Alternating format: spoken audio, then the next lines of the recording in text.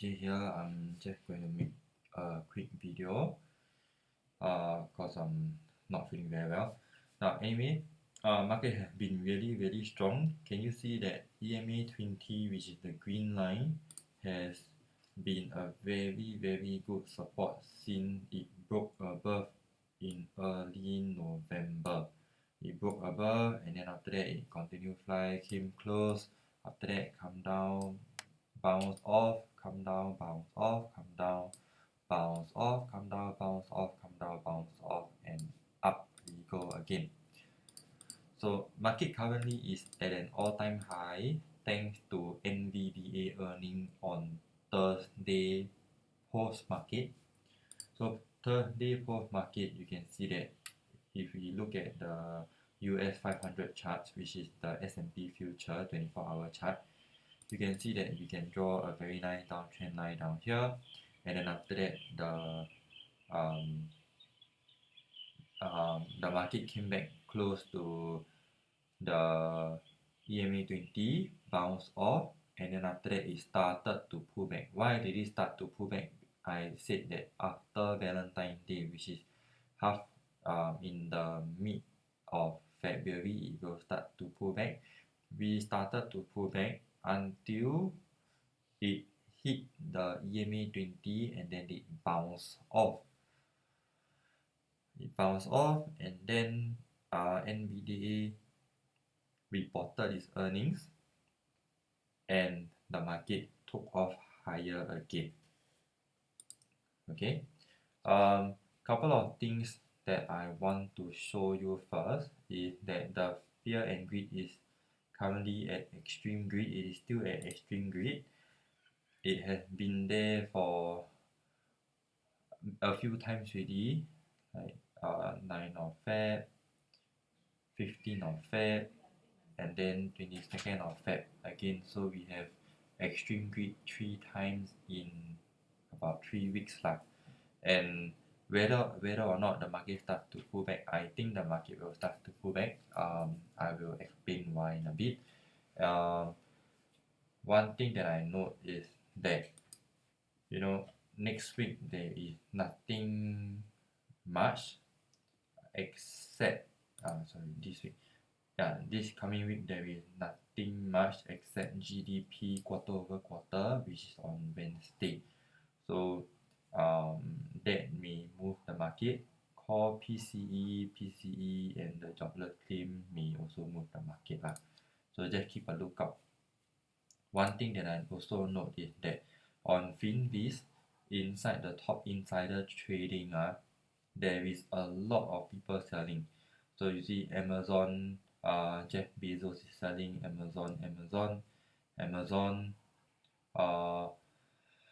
JP Morgan chairman and CEO is also selling his shares when just a couple days ago. Mark Zuckerberg also selling his shares. Zuckerberg selling again. Zuckerberg selling. AMD, President, Chairman, and CEO Lisa Su also selling. A few days ago, Mark Zuckerberg also selling. JP Morgan, the co-CEO for communication and investment banking, also selling his shares. So a lot of Chief Financial Officer for Meta is also selling her shares. Amazon President and CEO is also selling her shares. Google President Global Affairs is also selling his shares. Meta Chief Technology Officer also selling his shares. So there are quite a few big names who are selling their shares. When you see a lot of big names selling their shares, big names meaning like the president, the CEO, the chairman, and whatnot, if they are selling, and a lot of them are selling at the same time, they probably know something that we do not. Okay, and like I said, the market based on seasonality is due for a pullback already. So the pullback might have been delayed thanks to NVDA's brilliant earning, which is fine.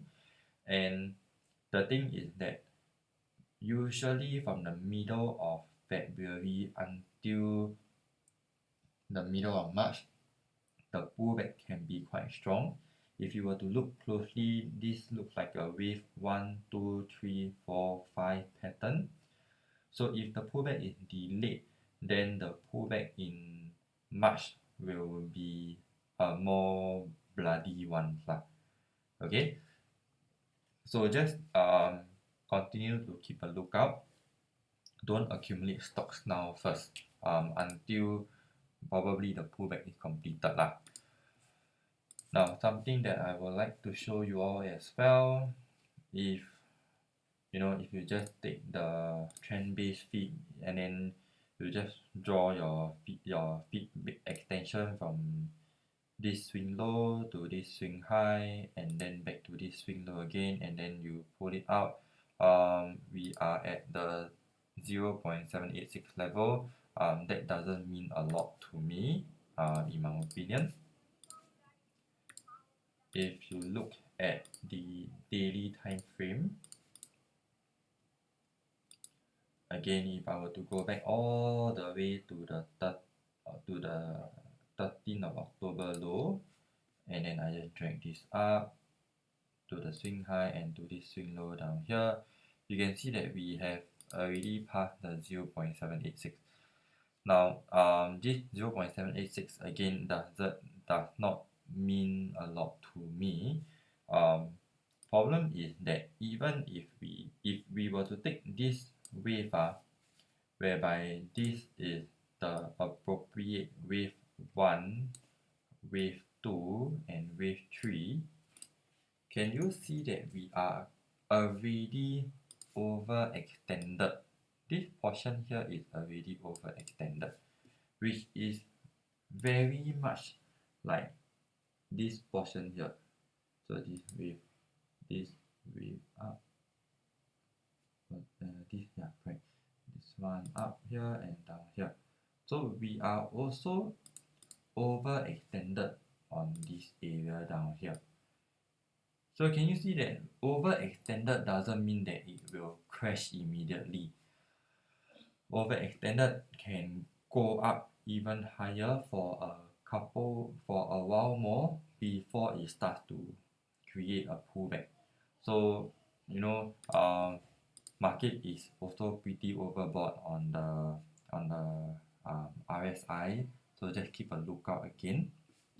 Now I believe I did mention before, from this high to the next high, right, and which is from here, from here to here, it looks like a higher high. The candles were making a higher high, and but the RSI was not making a higher high. So this is what we call a divergence. Now, a divergence is just an indicator. It doesn't mean to short the market immediately. No, it doesn't. But what we can see now again is another divergence. You can see that market is making a higher high, and the RSI is making a lower high. Can you see this blue color, this purple color portion?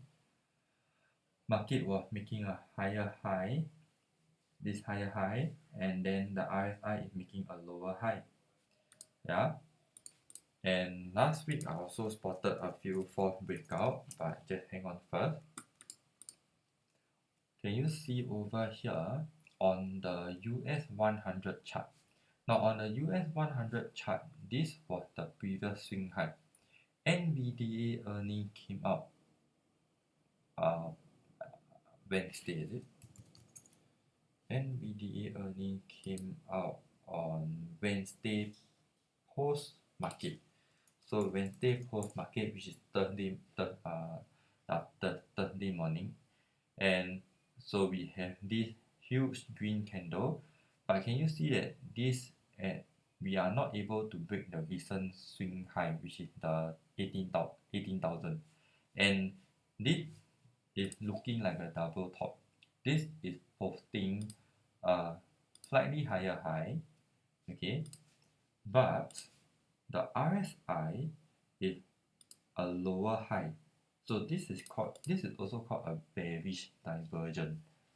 Okay, a couple of things that I will like you all to take note is that this if market is not able to hold, what am I looking for? I'm looking at this trend line. Okay, wait, sorry. This trend line, which is the slightly steeper one, and I am watching for the market to break below uh, this ascending trend line, which serves as a support for me to start, finding short setup lah, swing short setup. You clone the line here again, you can see that hey, this is a pretty nice channel, and this is a bit of a double top. So what will the market do in the coming weeks? I'm not sure. Probably go sideways, and then if it's not able to break out above, probably we will have more downside. Okay, and once the downside happen, don't start accumulating stocks yet. Wait for the pullback to be completed, probably about 5%, and then we look to accumulate stocks. So again, where was the previous all-time high? The previous all-time high was here, thereabout. And if we were to just measure from the last closing until here, this is about 5.5%. So the magic number for a pullback is 5%. And possibly the market purposely went up to here, and then after that it makes a rejection. Can you see this is a bearish hammer? A bearish hammer like that doesn't mean that it will start crashing. It might go sideways, red, green, red, going nowhere for a while before it starts to pull back.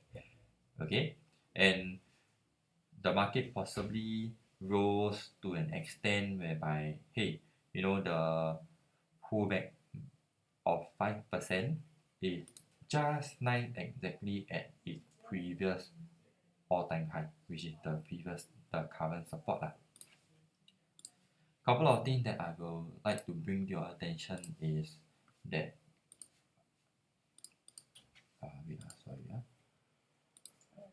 is that there have been a few false breakout. You see, this is the trend line for AMD. This is the trend line for AMD, and then there was a breakout down here together with the volume. I'll show the volume. Together with the volume. Can you see? The volume down here? And this is a breakout, a very nice breakout. But then after that, one day later, it just went back underneath the trend line again. I spotted a few. So like Amazon on Friday it hit this resistance again, not able to break above. Google, nothing much. Meta also had a rejection candle at its all-time high, which is this swing high and this resistance. Microsoft gap up and then it flushed down. Not only did it fill the gap, it went below the gap as well. So Netflix on Friday also started to drop. You see that it tried to push up, but then after that it closed lower and then it started going sideways. NVDA on Thursday, when it reported its earnings, it pushed up. On Friday, there was a gap up again. The buyer pushed the price up, and then after that, it starts closing lower. So you can see that there are some exhaustion in the market, and with all the different CEOs, president, they are selling their stock, it doesn't bode very well lah. Now, when the CEO, when the insider, when they sell their share, we don't see a immediate plunge. It usually lags by about 2 weeks. So for the next 2 weeks, it can be quite volatile. The market may not be going anywhere, and and so sitting out may be a good option, and just make an alert at your SPY chart or your QQQ chart that once it starts to drop, right, then possibly that is where we can find swing short setups. Okay, so you can see that there's two blue lines on my chart down here. And why is there two blue lines? So this is the election year seasonality. This is the trading calendar days. So 1 year has 252 trading calendar days. Okay, which means 252 days whereby the market is open. You see at about day 45 or day 40 there about is where we may peak one more time before it plunges. Now this is on the election year. This is on the election year. So I'm not saying that this will come true. So presidential election year has been pretty sideways. Has it been pretty sideways? Not really. Okay. Let me see if I can copy this image over.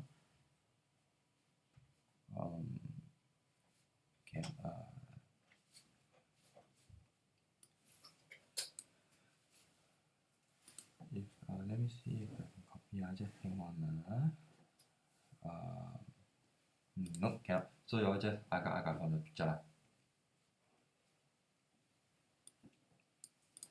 So now market has not really been sideways. It has been climbing up, and from the start of January until now, we have rose about 7.6%, and this doesn't look like a 7.6% rise, but in the event if this comes true at this 40th day of trading, which is this bounce upwards, which could possibly be this bounce upwards, okay, because we are quite near the 45th trading day, and so market may start to pull back. Once it starts to pull back, what happens? I will expect the market to come down to this gap fill. And can you see that again there is a higher high on the SPY, but on the RSI there is a lower high as well. You can see on the 1 hour, 2 hour, 4 hour chart, and as well as the daily time frame lah. So then what am I looking for? Once the market drops below the 0.4 level, the 504 level, I think that is where a lot of shorts will come in to short the market down to this gap fill. Okay, again, support draw for you first.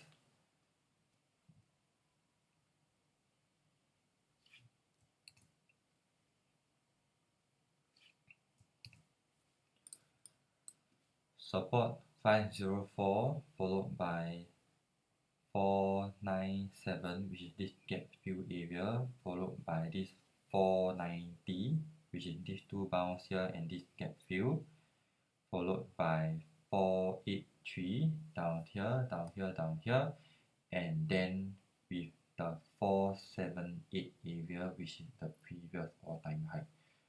So watch for weakness in the market, and if there is any swingy short set up, if there's a confirmation or a retest and a confirmation, my suggestion is you all can go for it and do small size. So even if it's wrong, you know your portfolio will not take a big hit lah. Okay, and stay safe. Bye.